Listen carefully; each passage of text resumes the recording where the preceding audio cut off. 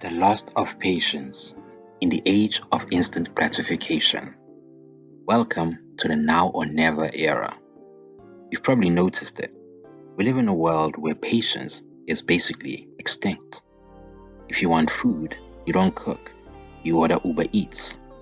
If you want entertainment, you don't wait for Thursday night TV, you binge the whole season in one sitting.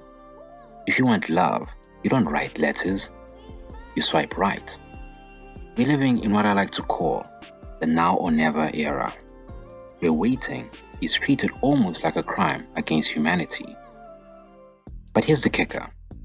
While we've made life faster, easier, and more convenient, we've also quietly reprogrammed our brains. And in the process, we've started to lose something incredibly valuable: patience.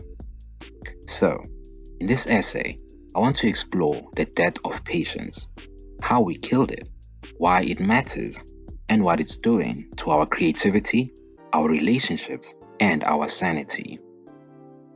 How we got here. The rise of instant everything. Let's rewind a little. Patience wasn't always optional. Your grandparents had to actually wait for things.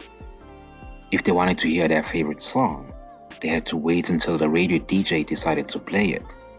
If they wanted to see photos from vacation, they had to finish the roll of film, drop it off, and wait days for it to develop. If they wanted to talk to someone far away, they wrote a letter and prayed it didn't get lost in the mail. Now compare that to today. Spotify puts the world's music library in your pocket. Instagram shows you pictures instantly, maybe too instantly. And AI, well, let's just say we've gotten so impatient we've outsourced thinking itself.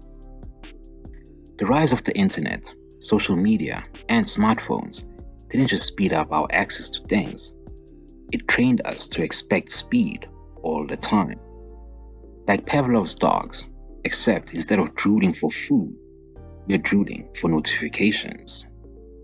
The brain on speed. Here's the sciencey bit. When we get something instantly, a like, a text reply, a TikTok dopamine hit, our brains release dopamine. It feels good, and our brains, being clever little addicts, quickly learn, oh, I don't need to wait to feel good anymore, I just need to scroll. This creates what researchers call a dopamine feedback loop. The more instant gratification we get, the more we crave it. And the more we crave it, the less tolerant we become of, well, waiting for anything. Think about the last time you tried to load a slow website. 3 seconds feels like torture. 3 seconds. That's less time than it takes to sneeze. We've gone from hunter-gatherers who waited hours for food to modern humans who throw tantrums when Netflix buffers. Fast food, fast love, fast everything. It's not just technology. Our entire culture has become obsessed with speed.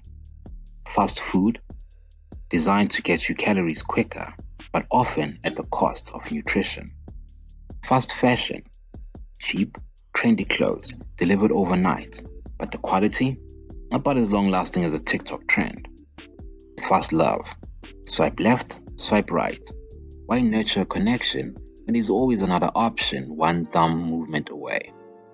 We've essentially applied the Amazon Prime model to life. If it's not instant, it's not worth it. But here's the thing. Some of the best parts of life, real love, deep creativity, lasting health, require slowness. They require patience.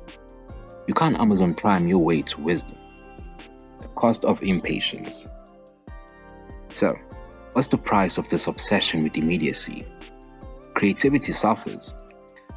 True creativity requires boredom, stillness, and time.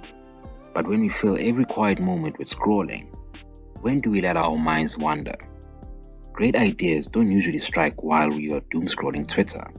They come when you're staring at the ceiling, letting your brain marinate. Relationships weaken. Patience is a secret ingredient in strong relationships. Listening, compromising, sticking it out when things get tough. But if we've trained ourselves to expect instant rewards, relationships start to feel like bad Wi-Fi and we're quickly disconnected. Mental health declines. Impatience fuels anxiety. We want results now. Success now. Happiness now. Healing now. And when life doesn't move that quickly, because life doesn't care about our dopamine loops, we feel like we are failing. So, impatience isn't just annoying, it's actively making us unhappier. Here's the ironic part. We got everything we wanted: speed, convenience, instant access. But studies show we're not actually any happier. In fact, we're often less satisfied because the faster things come, the faster they lose their meaning. It's like binge watching a show in one night. At the time you're hooked, but by the next day you barely remember it. Contrast that with waiting week to week for an episode. The anticipation builds. You talk about it with your friends. You savor it. Patience, it turns out, makes experiences richer.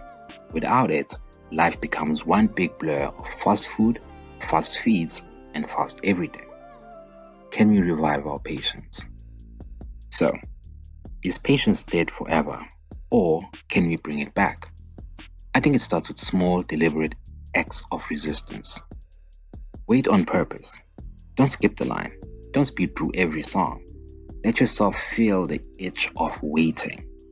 Protect your boredom. Leave your phone in another room. Stare at the wall. Let your brain reboot. Practice slow habits. Cooking a meal from scratch. Reading a physical book. Growing a plant. Things that take time but reward you in ways that instant gratification can't. Patience is like a muscle. Weak right now, sure, but it can't be rebuilt. So here's my take. The death of patience isn't just a cultural quirk. It's a symptom of how technology and convenience have reshaped our brains, our values, and our way of life. But we don't have to stay this way. We can choose to slow down, to wait, to savor. Because some of the best things in life, love, wisdom, creativity, peace, don't arrive in 30 minutes or less. And maybe, just maybe, reviving patience is the rebellion our world needs. So next time you're stuck waiting, instead of reaching for your phone, try this. Breathe. Notice the moment and be present. Because sometimes the waiting is where the magic happens.